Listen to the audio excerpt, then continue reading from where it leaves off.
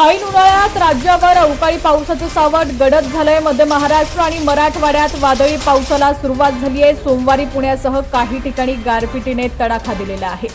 राज्याच्या काही भागात पावसासोबतच मोठी गारपीट होण्याचा अंदाज आहे, ज्यामुळे शेतीचं नुकसान होऊ शकतं।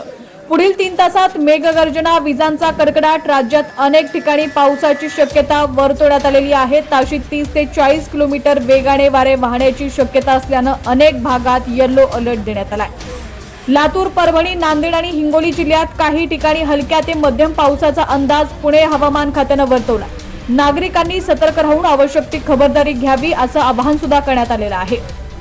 कडाक्याच्या उन्हात पावसानं हजेरी लावल्यानं पिकांचं मोठ्या प्रमाणात नुकसान झालंय।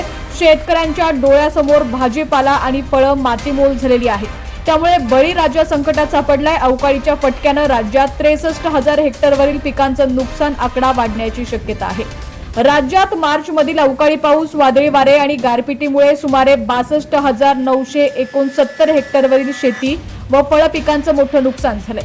अहिल्यानगर आणि जळगाव जिल्ह्यांना सर्वाधिक फटका बसलाय। एप्रिलमध्येही अवकाळी पाऊस सुरू राहण्याची शक्यता असल्यानं नुकसान वाढण्याचा अंदाज कृषी विभागानं व्यक्त केलाय। पुढील 4 दिवस राज्यात मेघगर्जनेसह पावसाचा अंदाज वर्तवण्यात आलाय। पुढील 4 दिवस विजांच्या कडकडाटासह पावसाची शक्यता आहे। 4 दिवस पुणे शहराला येलो अलर्ट देण्यात आलाय। शहर आणि परिसरात कमाल तापमान 35 अंश सेल्सिअस इतकं नोंदवलेलं आहे। पुढील 4 दिवस मात्र पावसाची शक्यता व्यक्त करण्यात आली आहे। अवकाळी पावसाने पुणेकरांना दिलासा मात्र दिलाय।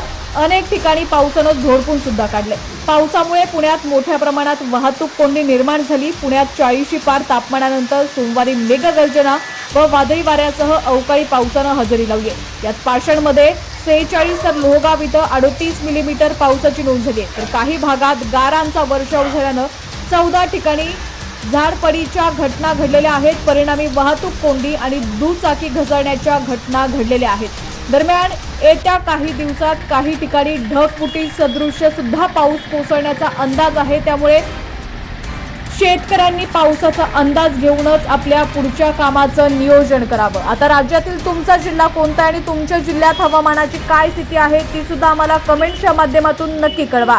अजूनही आपल्या चॅनलला सबस्क्राइब केलं नसेल, फॉलो केलं नसेल तर नक्की करा, जेणेकरून आमचे अपडेट्स लवकरात लवकर तुमच्यापर्यंत पोहोचण्यास मदत होईल।